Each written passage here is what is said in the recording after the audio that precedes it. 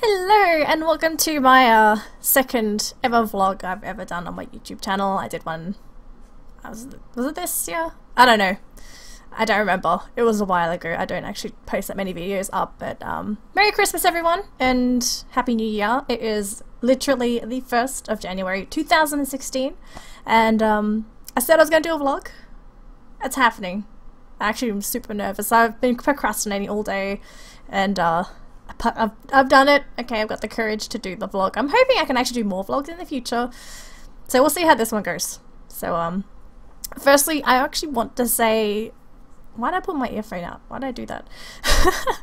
I want to say thank you so much for the support, especially for people that have given me, you know, encouragement, given me tips, tricks, advice, opinions. Everything matters.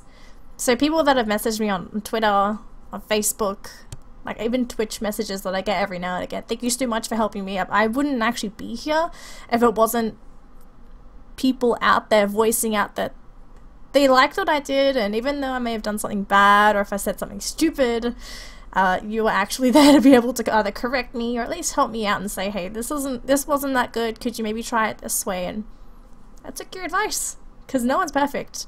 So thank you so much everyone for the support, and thanks for the follows on Twitter, Facebook, Twitch. Should have said it earlier.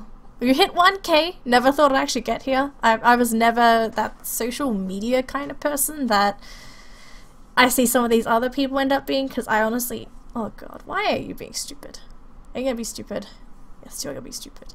I never thought I would ever be into social media. I'm still not. I still hate social media. I post because I feel like I have to. So you can say hi, say comments, I will reply. It's just sometimes you won't see, there will be moments where I won't post anything. It's just because I've really got nothing to say. If I have something to say, it's gonna be with meaning and with purpose. So if you follow my stuff, then at least you know you're gonna get that content. So a lot of people have New Year resolutions, and I never really had New Year resolutions. Like every year I would just take it as if like, yeah, I'm gonna get older, I'm going to supposedly get wiser. Supposedly. Not everyone gets wiser, some people seem to go backwards in terms of wisdom. So for my New Year's resolution, I want to cast more. Obviously, of just being this small budding caster, I would really appreciate if I was able to get more casts in, maybe try and do some more regions. I always do see, and I've got plenty to say about the Southeast Asian region, but then when it comes to me casting Europe, and in particular in America, I can't cast American Dota. It's early in the morning, and I don't really want to wake up at 4 or 5 in the morning to watch American Dota, unless I have some skewed sleeping pattern, which isn't going to happen. I sleep at a pretty good time. I also want to get some more YouTube content out. Yay, more YouTube content. So I guess it's just gonna be playthroughs. Maybe I'll do some random videos for Dota. I honestly don't have anything. I've got no ideas for Dota. So if you would like to maybe give me some suggestions on maybe what you'd like to see on the YouTube channel, maybe predictions for games, or maybe maybe there's some news that's come out saying like, hey, this person left this team, what do you think about that? Try and keep it in C as well, because I don't actually follow too many other regions. I'm going to try to, it's just I'm going to have to sacrifice sleep if I'm going to follow Europe and America. China's not too bad, but China doesn't really say that much about them. So I'll try and follow China, but I don't really watch that much China. I'm surprised. I should be watching more Chinese Dota, but I just don't. I think it's because the most recent tournament had no English casters. Whoa! I forgot what the tournament was called. It's like It wasn't ESL, but it started with ECU or something. No, ECU. I have no idea. Started with E. There was a tournament going on. Shut up, phone. And there was no English casters. I think it was only Brazil casters? Brazilian? That's the word. Brazilian casters. There was no English casters. I thought it was strange. So I'll try. As long as there's English casters, I'll watch it. And also more vlogs. So give me suggestions. I'll also do more vlogs. Vlogs are going to be based on things that happen, and I feel like I've got to voice my opinion about it. Whether it's Dota related or whether it's not Dota related, it really doesn't matter. I'm just going to try and get some more stuff out. I think the camera's screwing up again because it keeps looking at my watermelon. Stop looking at my watermelon. It actually is focusing on my watermelon. Wow. Hi. Yes? Good. Doing a good job, cameraman. No one's actually holding the camera. I have no idea what the hell's going on. Oh my goodness. So I guess I'm gonna mainly start my video blog on my life in Malaysia, and also I guess my decision to actually move to Malaysia in the first place. So the beginning of 2015. So that was supposed to be my final year of university. I studied games art and design. I did a little bit of everything, honestly, because at uni they want you to try everything to find your passion or something that you're good at. So I was supposed to be my final year of university, and I started the first 3 to 4 weeks, I think, or maybe is it 2 or 3, something along the lines of a couple of weeks of university, and I was just sitting in class, I was doing my work, and I'll come home every day, and I was quite miserable. And I think I sat in my room one day, and I thought, I need to change things up a little bit, because I'm not in a happy place right now. I'm studying something that I have a passion about. I actually really like what I'm studying, but the passion isn't there. There's no fire, there's no flare, there's no reason for me to be upset, but I was clearly upset. Not like sad upset, I was just not happy with how everything was. So I sat in my room and I was thinking, maybe I need a break from university. Maybe I have to take a year off to sort of clear my head out, take a break, maybe do something different. And then the next year I'm going to come back to university, and at least I'll be, you know, fresh as a daisy, ready to go to finish up my final year. Because there's no point in me to not finish it, because I'm this close to finishing university, but I just needed that, you know, I needed a kick in the backside to say, okay, you're good to go now, let's finish this on a high note and try and get, you know, a decent mark. Because there's no point going to university to study something and then half-assing through everything and only coming out with a pass. If you can come out with like something a bit higher than a pass, but being happy that you've done that, then great, you've actually accomplished something at university. You haven't wasted time. And I feel like that's a problem with not just me, but there's other people out there where you do things, but it's a waste of time because you don't put any effort into it. So I said, okay, I'm going to take a year off university. I had to talk to my parents about it, but that was probably the most difficult thing.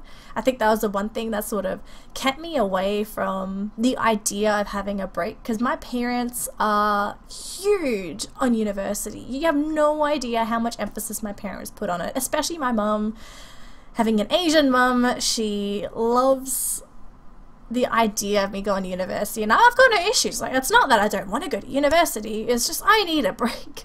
So approaching my parents the first time and saying, Mom, Dad, I know this is going to be hard for you to understand, but I need a break from university. I've studied for 2 years, I went straight to university after school, and I am just completely dead.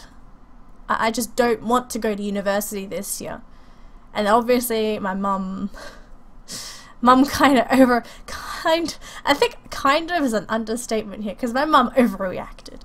And Dad wasn't too bad, because I have 2 stepsisters. My dad married before my mum, and he had a similar situation with one of his daughters.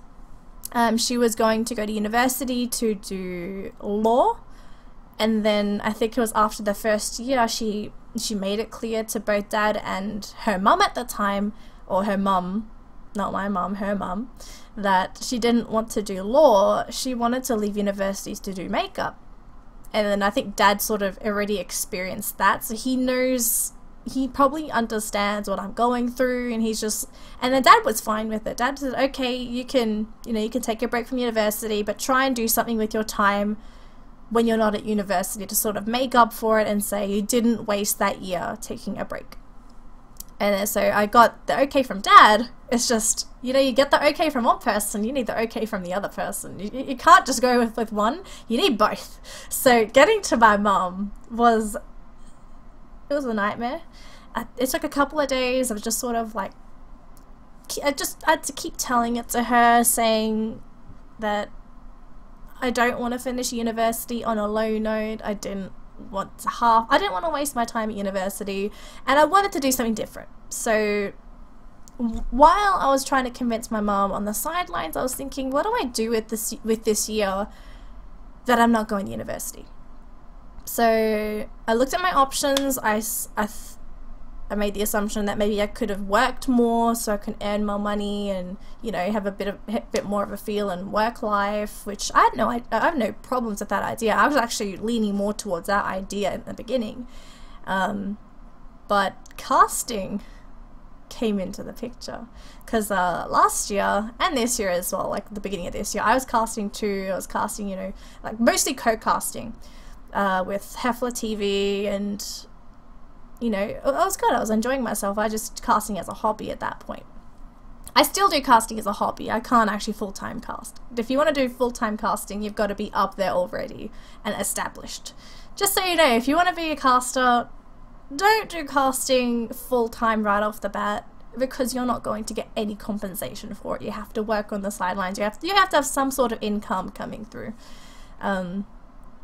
So casting was an option. I thought about it and I was thinking, do I pursue casting a little bit more? Do I pursue esports in general a little bit more? Because it wasn't just casting that I could have probably done. I probably could have done something along the lines of like interviews, hosting, the esports LAN sort of stuff. I thought that was quite interesting. And it's so different compared to what I was studying, because I'm studying games art and design, which means I'm going to be sitting in an office with like a group of people, or like, I don't know, just I'm going to be working with a group of people, making video games, or just sort of going to be quiet, doing your own sort of work. Whereas casting and, you know, entertainment in general, it's in a completely different direction, because I could be introverted to a certain degree when I'm making games. You have to be the complete opposite when you're going to be doing stuff like casting or hosting or, you know, stuff like that. You're communicating to people, you're communicating not just your ideas, but you're also trying to make things entertaining for them, right? So it was such a big change, and I considered it for a little bit, and it became the thing that I wanted to do. I wanted to focus more on esports, more on casting, you know, just that kind of stuff. Because I love Dota. I love esports in general. It's not just Dota. I like StarCraft. I like Heroes of the Storm. I like Hearthstone. I don't play them all competitively. I don't play them all religiously, but I do enjoy them. Dota 2 being the top game, because that was probably like the biggest game I got into for esports. I was a massive Dota 2 esports fan for the longest time, before I decided to do casting. I made a mistake not bringing water, because I feel like I'm going to need water at some point. I'll grab it halfway through. So, I told my mum about the idea of me doing a little bit more casting, and at this point my parents already knew that I was casting. It's just that they didn't quite understand the idea of what casting was. And the best way for me to describe what casting was, it's like I was doing a sort of sports commentary, but in a radio format, because I was doing a lot of online stuff. There's no LANs in Australia, so I couldn't really tell them anything about LANs. I've done a LAN in the past, which was MPGL. So that was one of the events that I could sort of go back to. But I'm pretty sure MPGL happened after. I have to double check this. You know what, I'm going to double check it later. Let's just pretend MPGL is just out the window that I've done MPGL. But my parents, to a certain degree, understood what casting was at this point. And so my mum, she agreed, but I could tell in the way that she would communicate to me that she didn't like the idea. But mum knew in the back of her mind that I wasn't going to go to university this year. There was just no way that I was changing my mind. So I went to university. I signed up for, I don't know what it was. It's supposed to be like I just pause my degree. So it's essentially frozen, and then I come back to school technically this year, because it's 2016. 2000 and I can't put 16 out, whatever. It's actually in reverse as well. I don't know. Just pretend I didn't do anything. And so this is when the idea of me having to move to Malaysia came in. Now, the reason behind this, Australian internet is very primitive. I'll explain this a little bit more, because some people probably don't know. Australian internet is so far behind the rest of the world. It is ridiculous. Our speeds are atrocious. People outside of Australia, they look at our internet speeds and they look at our internet plans and they're looking at us thinking, wow, those people are suffering because our internet is so far behind the rest of the world. It's ridiculous. Like here, downloads right now, it's something along the lines of 16 megabits a second, and then uploads, oh god, uploads is a joke. It's 0.8 megabits a second, so it's ridiculously slow upload. Download's okay, it's just the upload that's stupid. And then we're supposed to be having our the whole of Australia is getting the internet upgraded in, I don't know, it's still an upgrade. Some places have good internet now, some places don't. My place still doesn't have good internet, and they've announced this upgrade thing since last year or the year before. And I was probably one of the biggest candidates for wanting internet, because what I need is solid internet, and I just don't have that because I'm put back. I just don't have the tools for it. Because internet is so necessary to do casting. Because how do you stream? How do you how do you upload? Everything is just ridiculous. Because the rest of the world, for example, you've got, you guys have got decent internet, but you've also got unlimited access. Whereas in Australia, you've got bandwidth caps. Fucking caps. And we're paying a crap load of money for this because we've got one major company that's, in charge of all the internet around Australia, and that, they dictate how much everything costs, and they also dictate when everything gets upgraded, when everything gets, everything gets changed. So the idea behind moving to Malaysia was that I knew Malaysia had decent internet. They got decent up and down speeds, it's unlimited access, it's ridiculously cheap, and my boyfriend lived in Malaysia anyway. So for me, the idea of moving to Malaysia was a paradise because I had all the tools necessary to do casting, whilst also being able to live off my savings. So I saved up a crap load of money when I was at university, because I worked when I was at university as well, so I had like a decent amount of money set aside to sort of do that thing. And so that's what fueled my idea to temporarily relocate to Malaysia. I didn't, it's not permanent because I am back in Perth now, living with the family. But that was the whole idea behind living in Malaysia, just having what I need to do my casting. And when I actually arrived and I started to do casting, I was able to do things on my own. So typically before I moved there, I would only be in a co-casting slot because I wasn't able to stream off of my own PC because my upload is ridiculously stupid. Then I was in Malaysia, I was able to practice not just casting, but also being the main camera. And I also got the opportunity at the Malaysian Cyber Games, which I'll talk a little bit more about later because I've got my list here, and we'll get there at some point. But the idea behind moving to Malaysia was that I wanted to focus more on casting. It's what I'm committed to. It wasn't full-time, I still had my savings to work off, but it was just a year of me practicing, getting better, improving, getting opportunities. It was everything to me that I did, and I have absolutely no regrets whatsoever living in Malaysia, because I had the most productive year of my life being over there. Like, sometimes I wouldn't do anything, but I would still be doing my research. I would still be watching Dota, I'd be following the meta game, I'd be watching games, watching casts. I think the biggest way to improve as a caster is, to a certain degree, watch casts and think what other people do right. So for example, if you want to improve on analysis, or if you feel like you are lacking in terms of knowledge, listen to a Dota 2 cast and listen to someone like Draskell, like Syndra, and like Winter. These guys are fountains of knowledge, and if you want to improve when it comes to analysis, listen to these guys, because everything they say is on point, everything they say is useful, it is a resource that's available to you for free.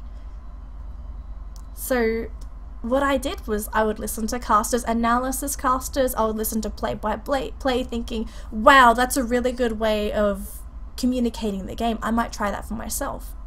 And for the longest time for me as a caster, I would be a scrapbook. So the way I casted was I would use a variety of different casters' styles to sort of mesh it all into my own. It seems like copying, but I think at some point I will develop my own style of casting.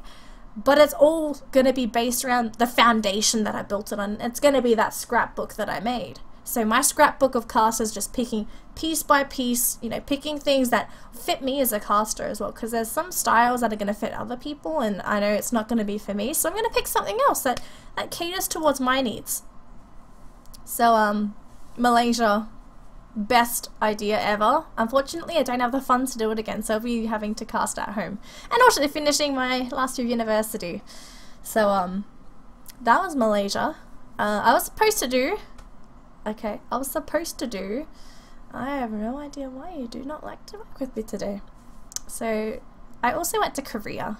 I don't know, I was supposed to do a vlog for Korea. I admit, I didn't do it. I actually tried, but it was just so weird walking around with like a phone, just like, hey, this is yada yada yada, where this, it's just, it's not something that I do. I hope at some point I will be able to feel comfortable doing stuff like that, but for now it's just like, even right now I'm on edge recording myself talking, and I keep screwing around with my earphones, or I just keep like touching them. Just go away.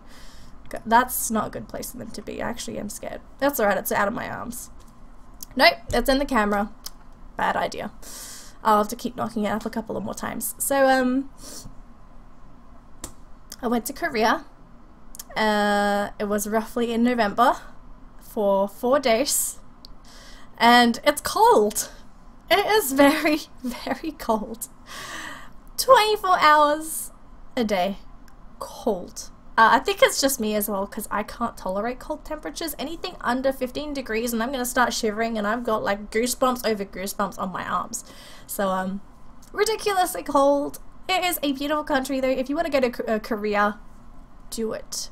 If you have girlfriends, if you have girls, if you're a girl, makeup in Korea is amazing. It's especially facial products. My face is so clean because I bought Korean facial products, so it's so cheap over there, and holy cow, it was amazing. My skin is really good now. So I'm not even wearing any foundation. I've only got eyeliner on today, so my skin is looking mighty good today. So Korea, makeup galore. Price-wise, if you live in an Asian country, it's quite expensive, but if you live in like the US or Australia, then price conversions it's pretty good. Maybe a little bit more cheaper if you're from America, more or less. I honestly don't know. If you're from Australia, it's almost equal. Almost equal. So it's like living with Australian prices, but the stuff you get there is, you know, it's awesome. Absolutely the best. So Korea, if you get the chance, do it. I was going to visit the GSL Stadium. I didn't get to because I was with a couple of people that weren't esports fanatics, so I couldn't really, do that, unfortunately. I think at some point I will, but for this one, nah, maybe another time.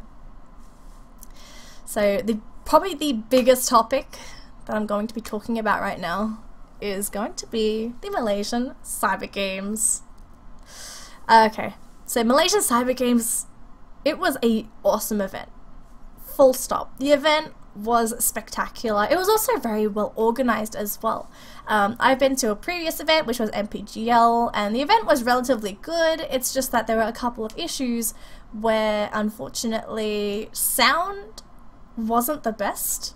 And I think there were a couple of like camera problems at MPGL as well. So when I went to the Malaysian Cyber Games, I sort of expected stuff like that to happen again. So I just sort of came in and think, okay, a couple of things are going to go wrong. You know what? It's fine. I'm going to deal with it. It's probably going to be super minor that I won't really be bothered by it. So I came into it. Event went super smooth. Seriously.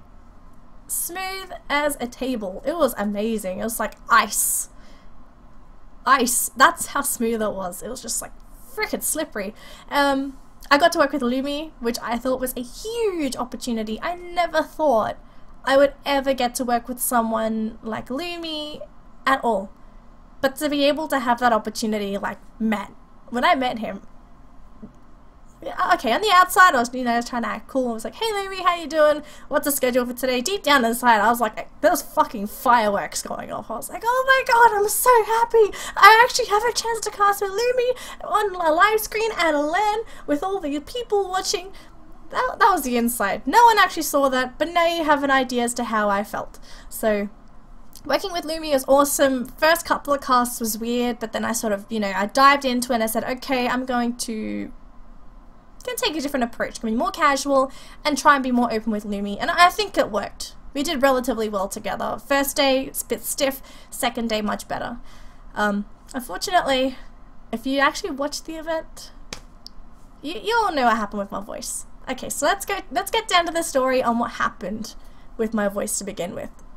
So, the event took place at Malaysia. Now, they have like a TV station called Astro, which is like their main, you know, their main TV, the main TV provider, channel provider, I don't know what you guys call them. And they were airing this event on TV. It was like 808 Astro or something. And then there was, like at the end of the day, I think it was like 800,000 people watched the event, which was mind-blowing. For me, when I heard the stats, I was like, are you serious? Oh my god. So, just knowing the stats was amazing.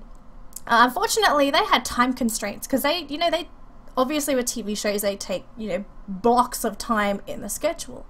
And for the first day, we were supposed to do 8 games, or at least cast 8 games. They were all best of 1 games, so you guys know what happened with best of 1s.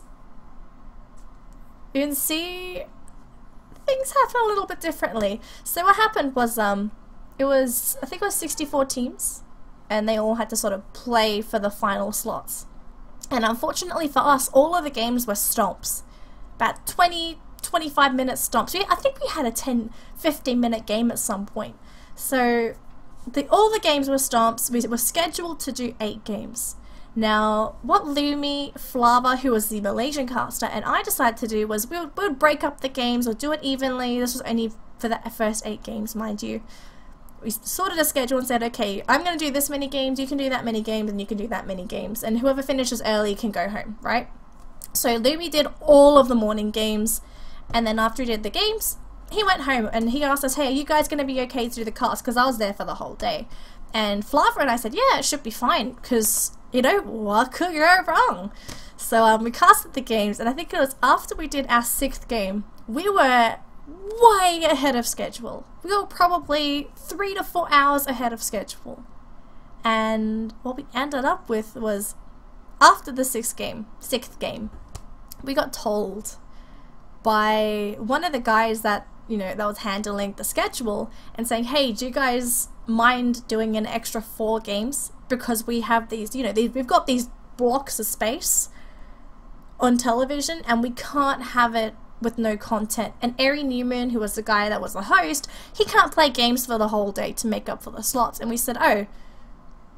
And I hesitated at first. I was like, oh, like in my head, I was thinking, oh shit, are you serious? Oh my god, what have we done? Because I think I casted almost every single game of the day to give Flava and Lumi a little bit of, you know, leeway so that they were good for the day after.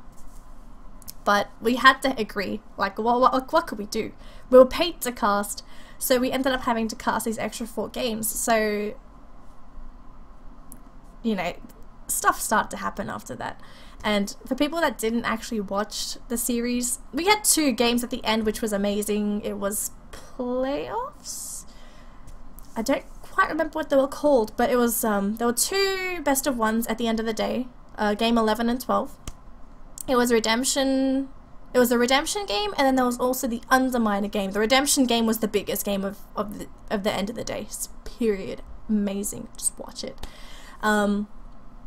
But for the final 2 games, the fact that I did so many casts started to take a toll on my voice.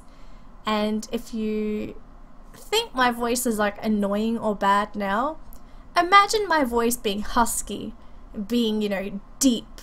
Yeah, that's what happened. Like the final 2 games, my voice started to develop like this deepness to it. It was getting husky, I was getting worn, because I talked too much for the whole day. Period. Like you're casting and then you end up casting like 12 games. I didn't do 12, I think it was 10 for me.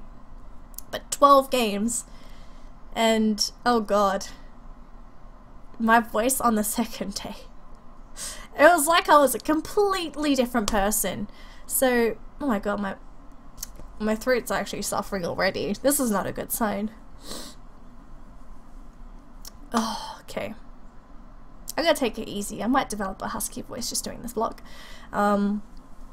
So, second day, my voice was atrocious.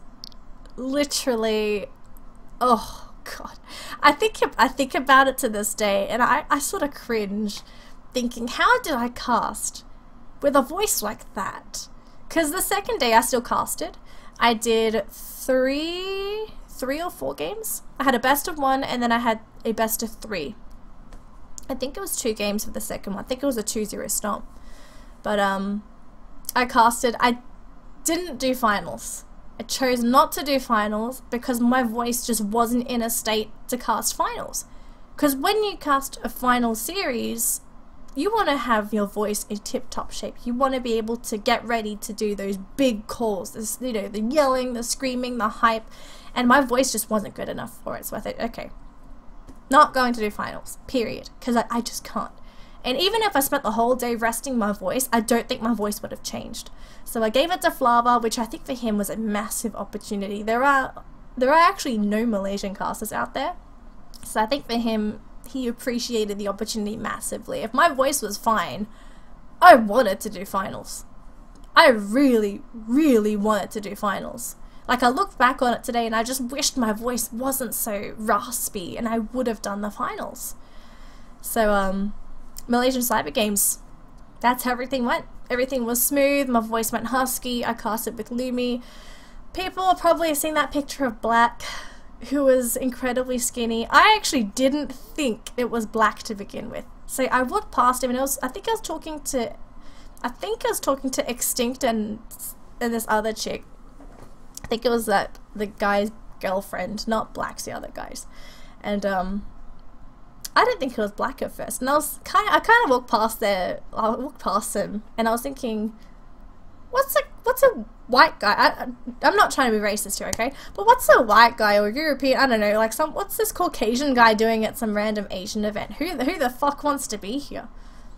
And then like I passed him a couple of times because I'm just trying to look, and I'm thinking, who is this? And then my boyfriend is like, hey, isn't that Black? And then I looked and I was like, oh my god.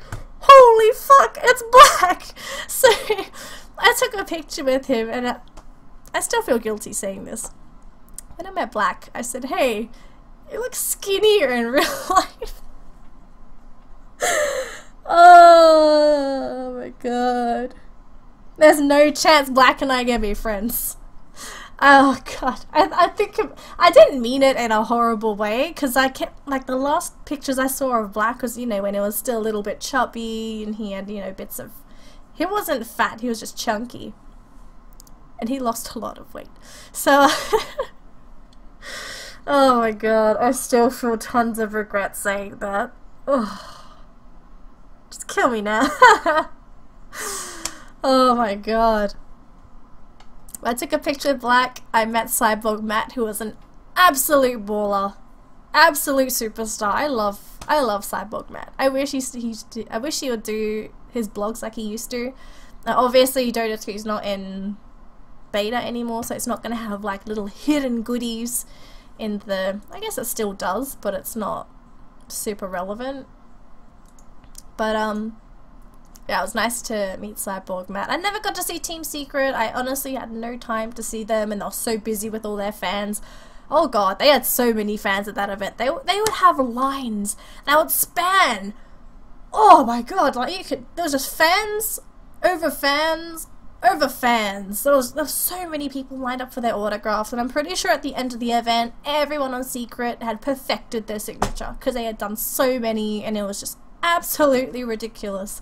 I'm really glad that they came though, because in Asia it's so difficult for us, I guess in the Oceanic region as well, it's so difficult for us to have access to the, to these major tournaments, or the major tournaments that a lot of these players go to, because, in Asia it's so difficult for us to have access to the, to these major tournaments, or the major tournaments that a lot of these players go to, because it's not in our region, and it's so expensive to fly out to America, to fly out to Europe, to China to see these players. So they have them on home ground for the Malaysian people. It was spectacular. I was actually one girl that I met with her boyfriend, and they came from God, hang on, let me Google where they came from.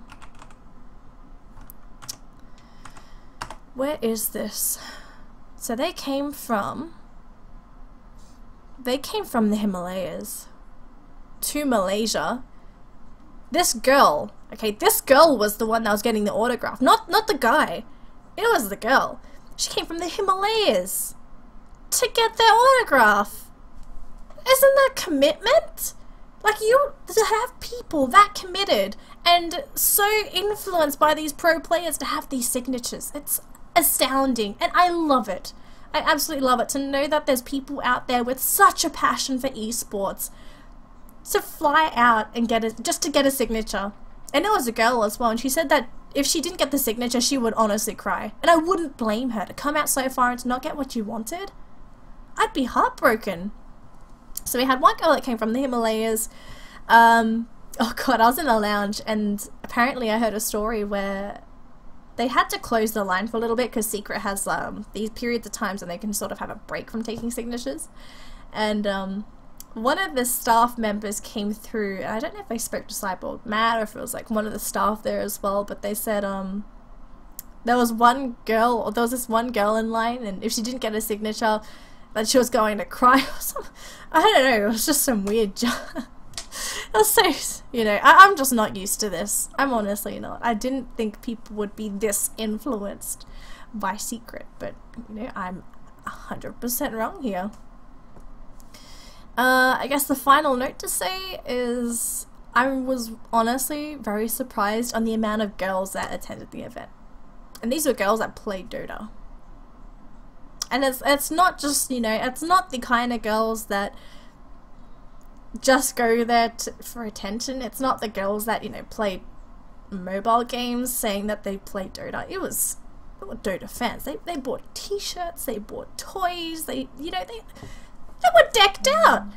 And it's just like, wow, there are actually a lot more girls here than I actually thought. And it was wonderful for me to know that it's the group of girls that play Dota is not as small as you think it is. There are a lot more. Obviously there's some girlfriends in there, but a lot of the girls I spoke to, they play Dota. I met these two people, they're brother and sister, and they met me, and I spoke to them for a little bit, and what happens is, like, the brother supports the sister, like the sister plays carry, and I'm just like, I wish I had a brother that did that for me. I would love to have a sibling that played Dota with me. My sister doesn't. She plays mobile games. Fuck you, Yasmin. But I was so jealous. Honestly, I was so jealous. I wish I had a sibling that would play Dota with me. God, I'm so jealous. Oh my goodness. Okay, enough with Malaysian Cyber Game stuff. I think that's pretty much all I have to say about the event. I would definitely go next year. Full stop. Please invite me again. I want to come back. I loved it. I would totally do it again. So Malaysian Cyber Games, done and dusted. So I guess we're going to move on to some more Dota related stuff. And we had the major invites? Hang on. So Dota 2 Shanghai Major. I should have had this all prepared, but I haven't. I'm not too concerned. Okay. So we have 8 teams, and it's going to show me in a moment. Alright, so you guys can Google this up. I really don't want to edit my video. I'm just not in the mood to edit videos. I'm gonna post this mostly uncut. I'll just add music, blah blah blah. So we have OG, we have Secret, EG, eHome, VG, CDEC, VP, and Alliance. Those are all the teams that got invited to Shanghai. And honestly, for me, I have no problems with all of these teams getting invites.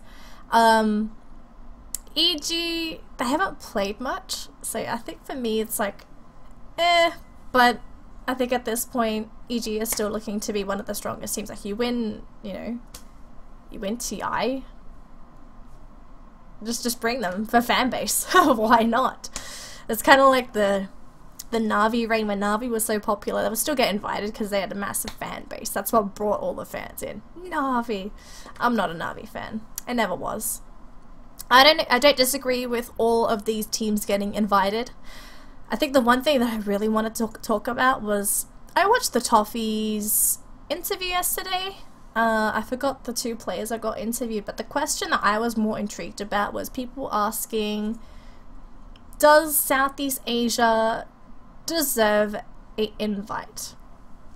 And I think for a lot of people it's a big question, because you're opening up an invite to Southeast Asia, and people were saying things like how teams outside of Southeast Asia could exploit it and everything, yada yada yada.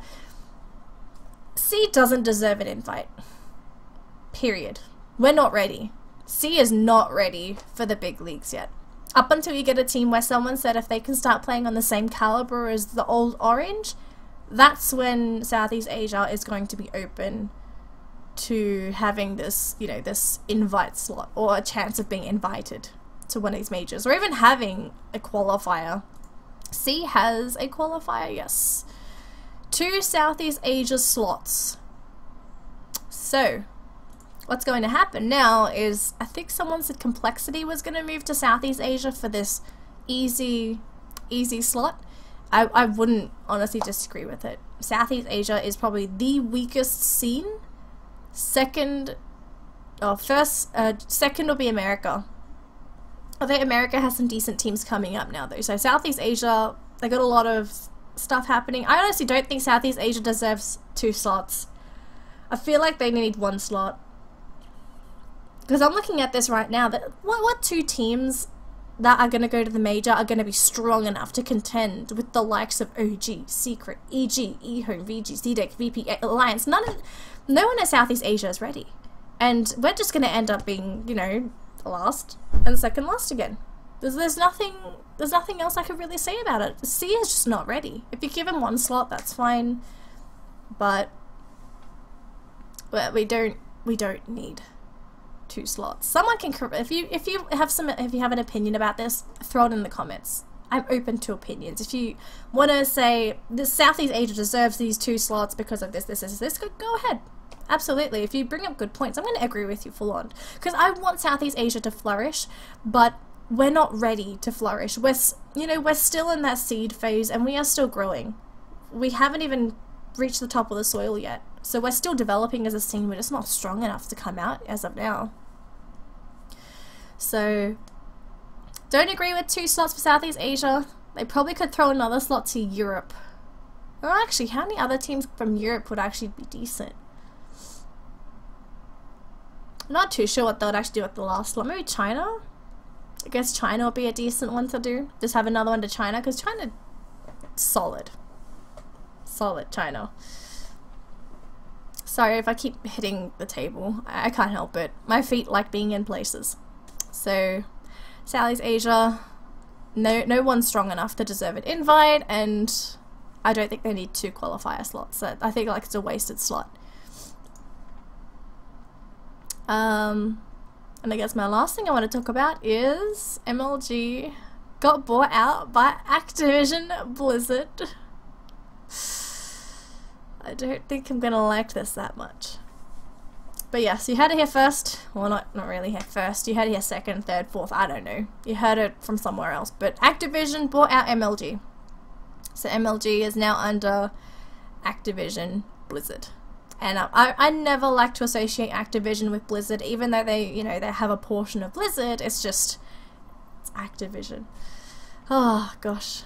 So I spoke a load. 40 minutes. Wow, that's incredibly long. Okay. So I guess that's pretty much all I wanted to talk about in my vlog. I don't have anything else listed here. Nope.